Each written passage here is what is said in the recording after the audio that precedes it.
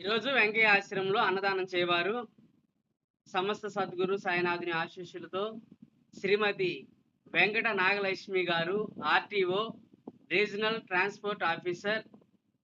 వారి భర్త శ్రీ సిహెచ్ శ్రీనివాసరావు గారు, కుమారుడు శ్రీ సిహెచ్ హిరత్ సాయి గారు, కుమార్తె సిహెచ్ మహితా సాయి గారు, తల్లి టి నాగేంద్రమ్మ గారు, తండ్రి టి పూర్ణయ్య గారు మరియు కుటుంబ సభ్యులు ఆశ్రమంలో వృద్ధులకు అన్నదానం జరుపుతున్నారు. ఈరోజు ఆర్టీఓ గారు శ్రీమతి వెంకట నాగలక్ష్మి మేడం గారు ఆశ్రమంలో